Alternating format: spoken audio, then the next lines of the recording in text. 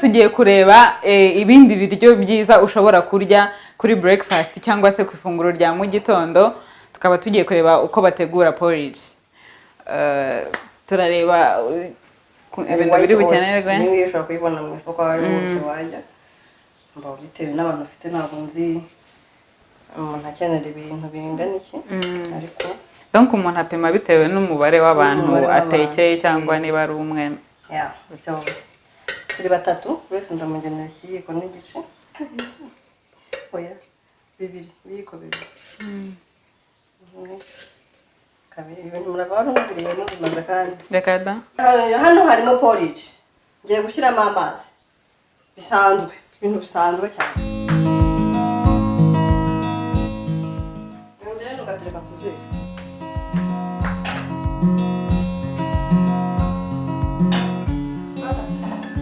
Waba uri umuntu w'isukari, bashyizemo gakeya n'ahandi hantu. Bashyiramo akayiko.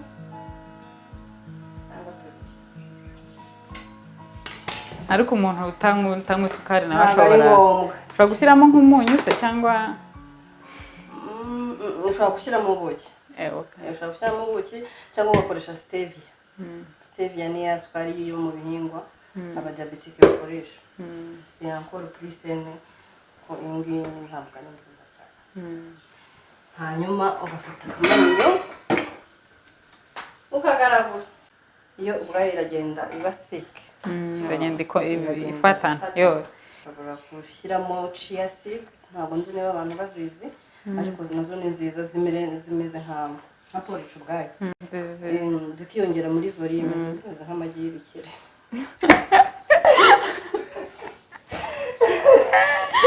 Uragira ngo Eric ajye kugura umufuka wazo. Porridge ntabwo ngewe mu gitondo sinjya mfata umugati narawuretse. Surtout noneho w'umweru. Umugati wapi mufata nge porridge, ariko nkabafata iyo bita rolled oats kuko nazo zibamo amoko menshi.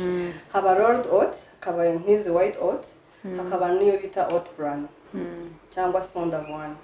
Iyo sonde d'avoine yo ni nziza, iranafasha muri digestion. Iyo umaze kurya iyi porridge nkabona ikawa utamona nettoyage.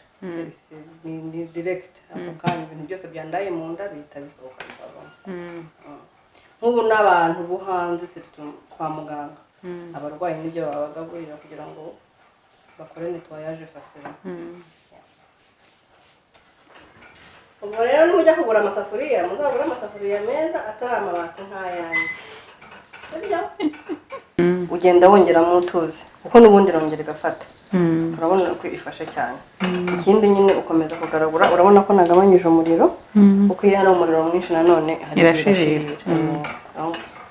Umuntu aba agomba kwevita ibyo ngibyo.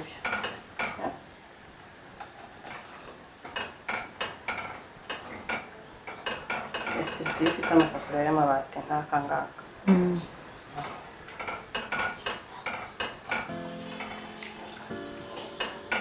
Hanyuma turaza gushyiramo amata. Ubundi ko ishobora ariko turashyiramo inshyushyu none. Turashyiramo. Ushobora gushyiramo n'andi ubaye uyafite ay'ifu. Nabyo nta kibazo.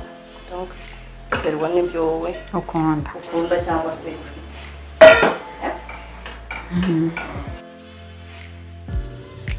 Porridge yacu rero imaze gutungana. Nyuma yo kwishyira ku ziko twashyizemo n'amata. Ubu ngubu imaze gushya neza, hasigaye kuyitegura. Imineke urayikata nyine nk'uko wakase inkeri n'imyembe kugira ngo bipresente nyine kuri porridge ugiye kurya. Yewe nkunda kurya ibintu mbona nyine bisa neza, ndicara nkitonda isahani nkitegura. Kuko umuntu aranza kurisha amaso mbere yo gushyira mu kanwa. Ubwo rero ushobora kuyarura mu gisorori cyangwa niba ufite isahani ifukuye nk'iyi ngiyi nayo ça peut faire l'affaire. Donc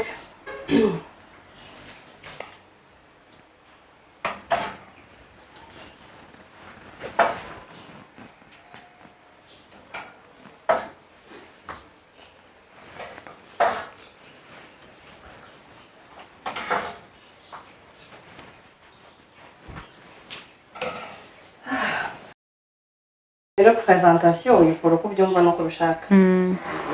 Na assiette yawe wabimenamo byose wakora comme ça.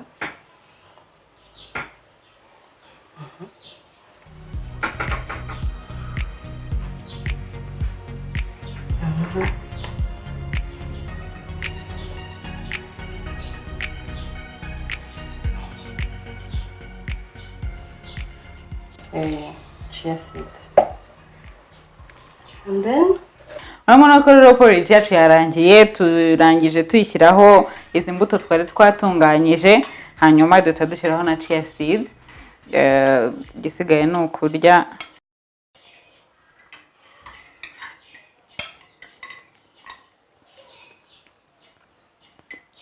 Yum.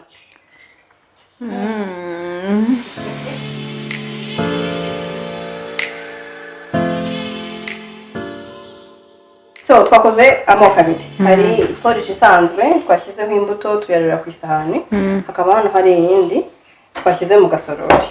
Urebye nta tandukaniro ririmo, nuko iyi ngiyi irimo chia seeds. Twafashe porridge tubanza dushyiramo chia seeds mbere yo kudekora. Yego.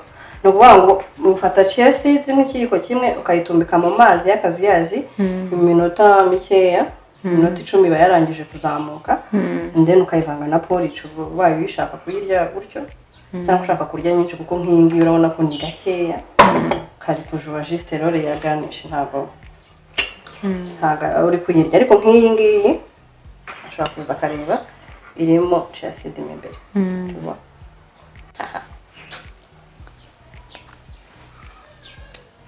Ibiryo ni inshuti yawe, ugomba kureba ibiryo nk'inshuti yawe, ukumva ibintu biri bugukorere mu mubiri, ibintu byiza.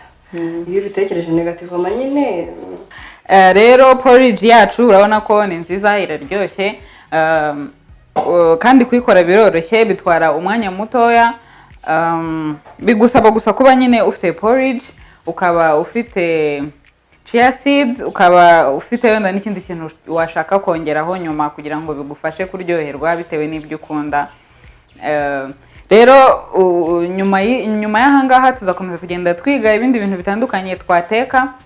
Ndabashimiye cyane abadukurikiranye, kandi mbasaba gukanda subscribe kuri iyi channel, kandi mbasaba no gukanda kuri notification kugira ngo mujye mukomeza kubona ibiganiro bitandukanye byiza tubagezaho bijyanye no guteka. Murakoze.